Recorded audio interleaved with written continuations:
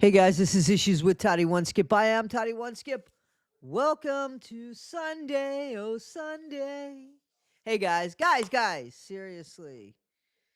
So I've been watching every interview that I can about Maddie Soto and Jenn Soto and Stefan Stearns, and what the fuck? Why can't they arrest Jenn Soto? There are things that are so questionable in not only her answers, but the way she answers the questions.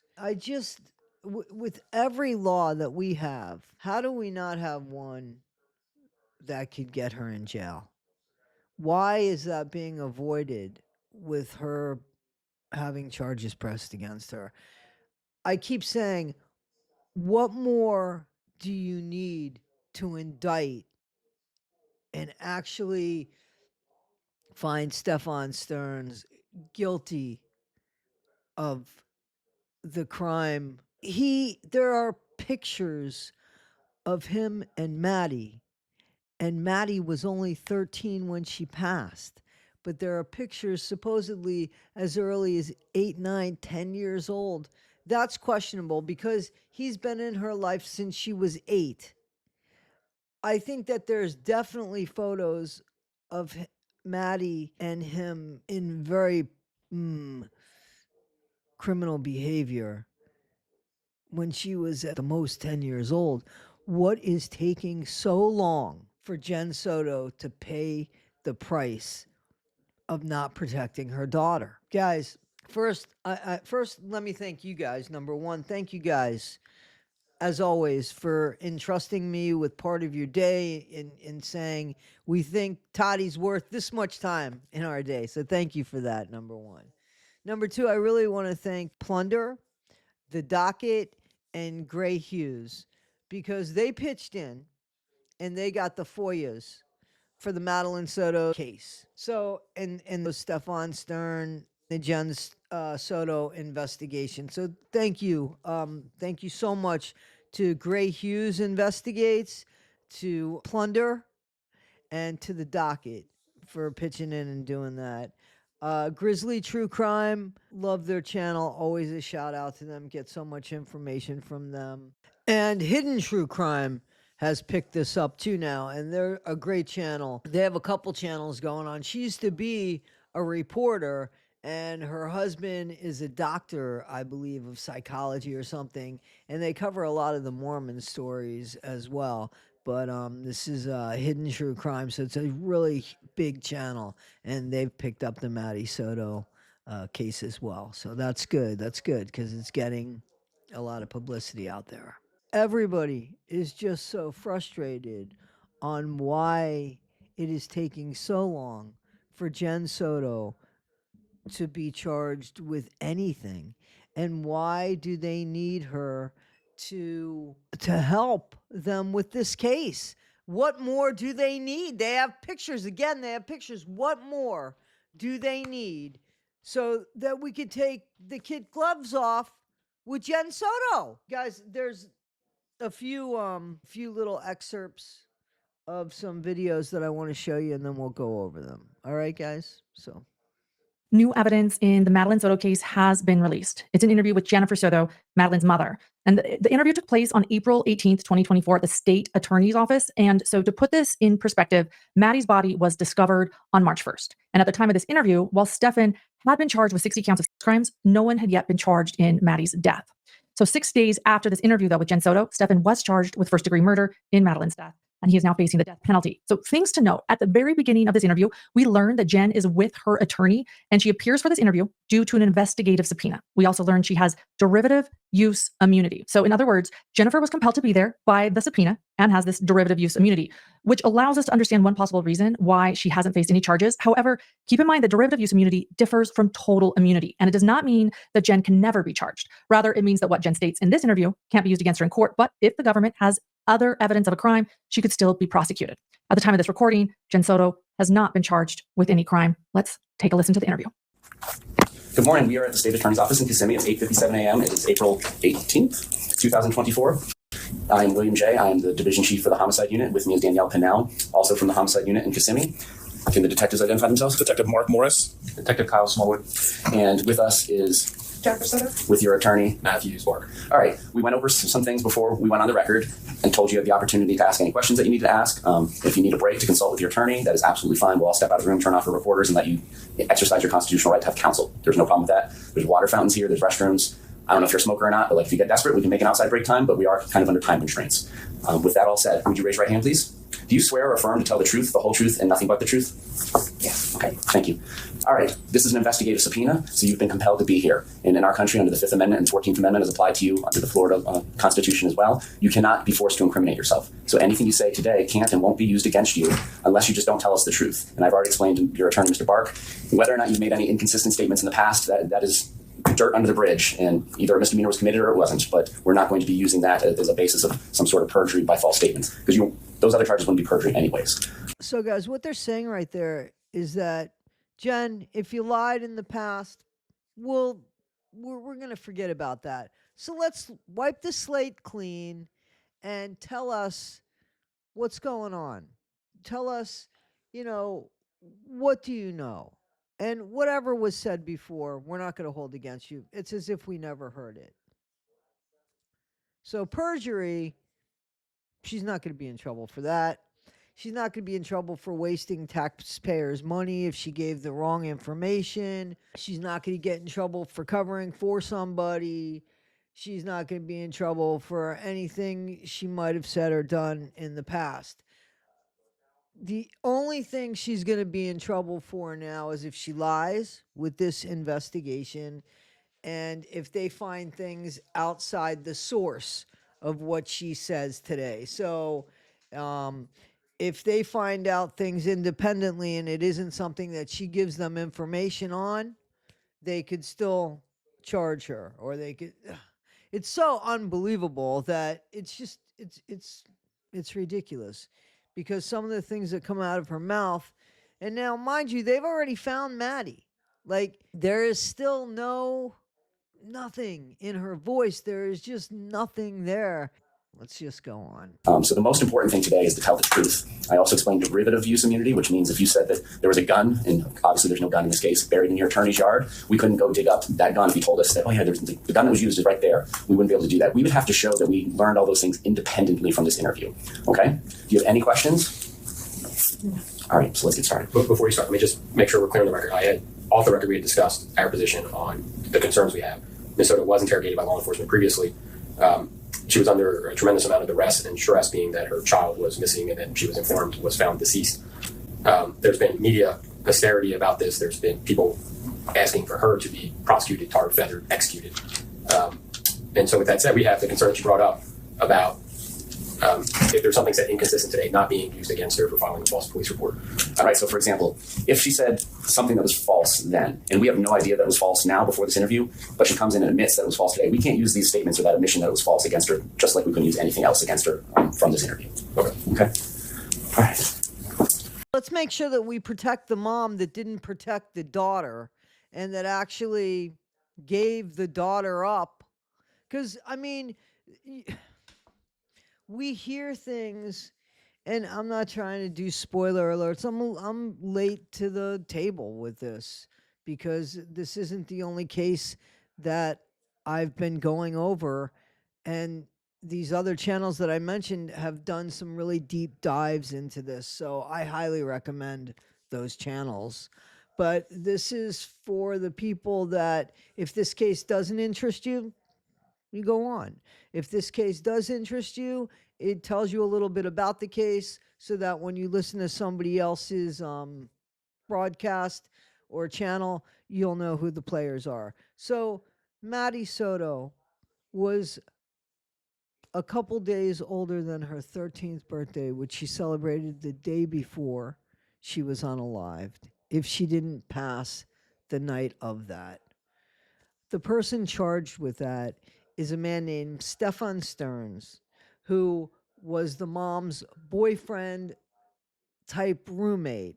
The mom lived in a townhouse that apparently had 4 bedrooms, and each bedroom had, I guess, a number on it because she was renting out the rooms. And one of the rooms she rented out to was Stefan. Now, Stefan and her had broken up, but they were still friends. However, Stefan and Maddie, Stefan is arrested and the DEATH sentence is being considered for him. He hasn't gone to trial yet. He hasn't pleaded yet. They found over 35,000 images of Maddie. There's speculation that maybe he sold some of those photos. There's obvious SA going on in those photos as at the very most 10 years old. So there could be photos when he got involved with the family, she would have been 8 years old. Maddie was unalived by strangulation, supposedly. Now, we heard interviews where her mom, Jenn, had said that they had taken her to school and then she took that back and it was like he took her to school. There's just been confliction when it comes to Jenn's side of the story and what Stefan's role is, who he is. But we do know for a fact that Jenn Soto let her 13-year-old child sleep with a grown man without her being present in the room. It shouldn't happen with her being present in the room. Maddie should have been sleeping alone at 13 years old, not sleeping with her mom and not sleeping with him for sure, okay? So now a bunch of things have come up. There was a poem found that supposedly it seems like maybe Stefan wrote as far as handwritten analysis where he could have possibly been in love with her. Stefan is a failure to launch. Stefan can't get by during the day. There is something challenged with him, but also with the mother, with Jenn as well. They like to sleep all the time. They're on antidepressants. They're like in a fucking cuddle puddle. And there was this 13-year-old kid, 12, 13 years old, and she was being used. And her mother was in the house the whole time.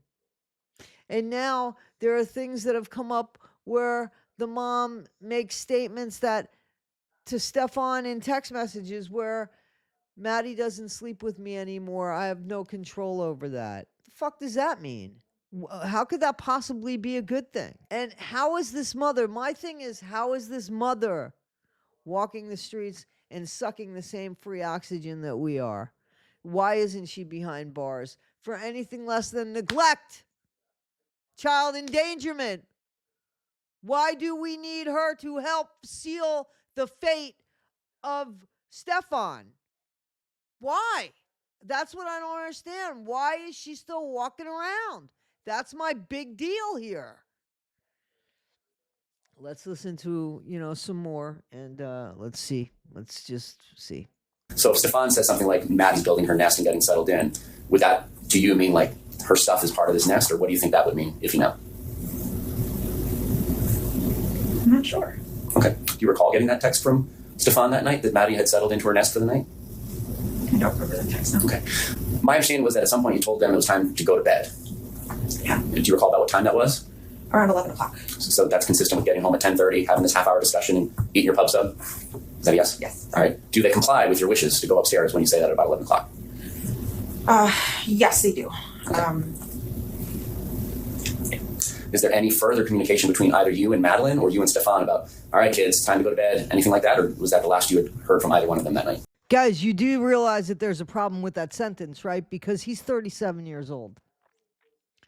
So he's 37 years old. She was 13 years old. Kids, she wasn't the mom putting her kids to bed. One of those kids was 37 years old and she had slept with him. And I totally believe that she knew what was going on. I know.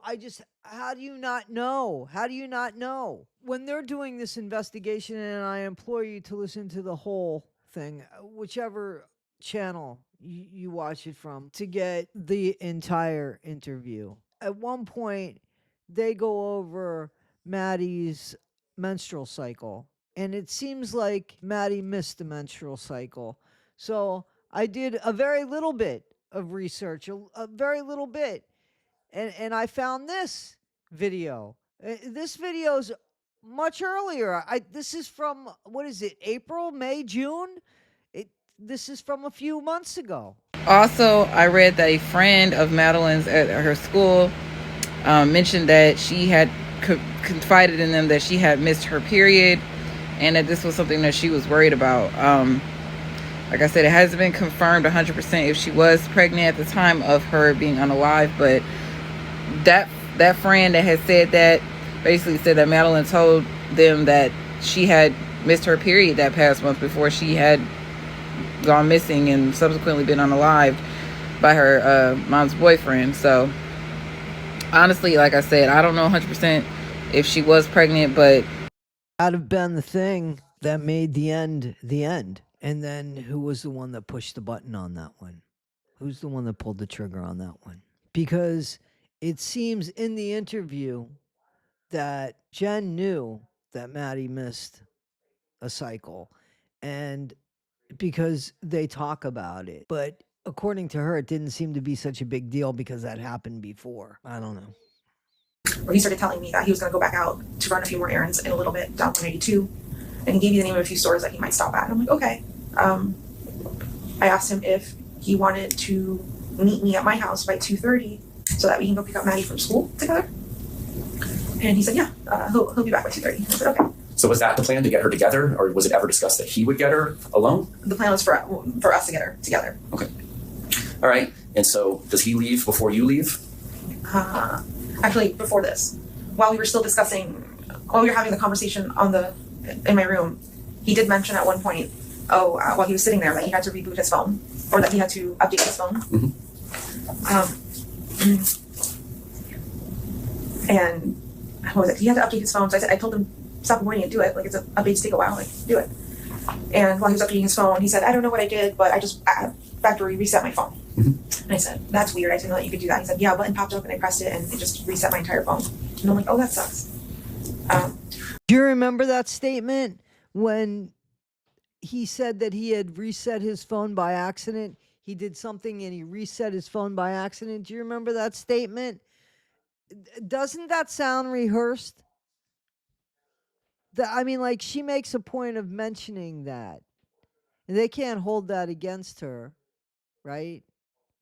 Because that, I think, came from the other interview. But do you see, she's just so deceptive. She's just so deceptive. Do you see that at no point in time does it seem like this woman is upset or anything about the loss of her 13-year-old kid? 13 years old. We're not talking about somebody that lived an entire life. We're talking about somebody whose life got cut short at the hands of somebody that she brought into the house. And there's just like nothing. Like, she's fucking, I hate to use the word because I've been using it so often, but it seems to be soulless. Like, no responsibility, no nothing in the voice before or after, during, nothing. June 16th of last year at 9:30 p.m. and 27 seconds, you texted Stefan this: Maddie's no longer sleeping with me. I can't risk it. What does that mean?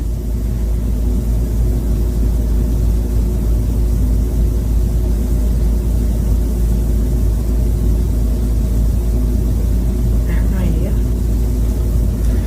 How often was Maddie sleeping with you?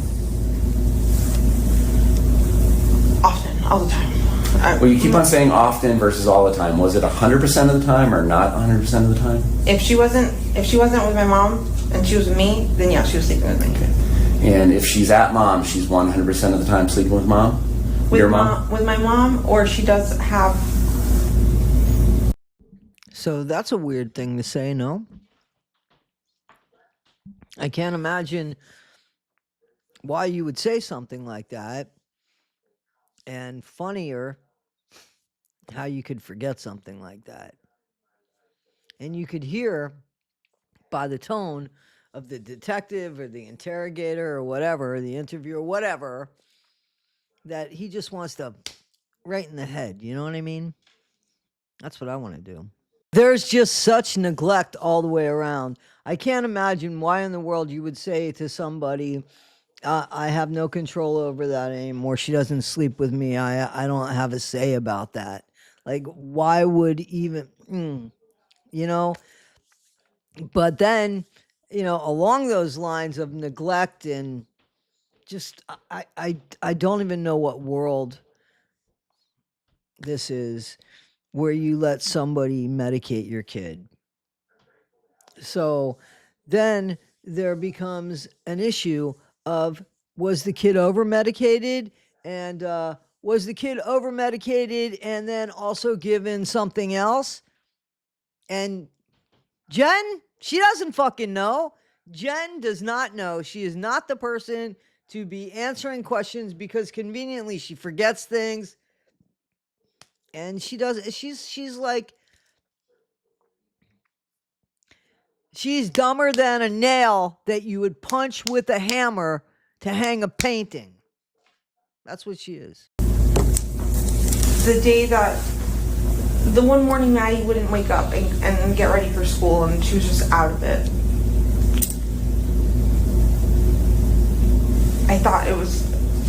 I assumed it was medication related.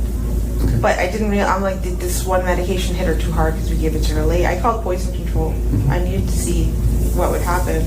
Because at this point, I think I had gotten Stefan to admit that he gave her a second dose of the sleeping meds as well, because he thought I had given it to her in the first place. Okay. But that was with hydroxyzine. I didn't know anything about THC, the marijuana. Guys, as we know, Maddie's no longer here. And the life that she led, at least the last 5 years of it, was horrific, atrocious, pure hell. And it was because her mom didn't pay attention. At the very, very, very, very, very least, her mom didn't pay attention. But we know better.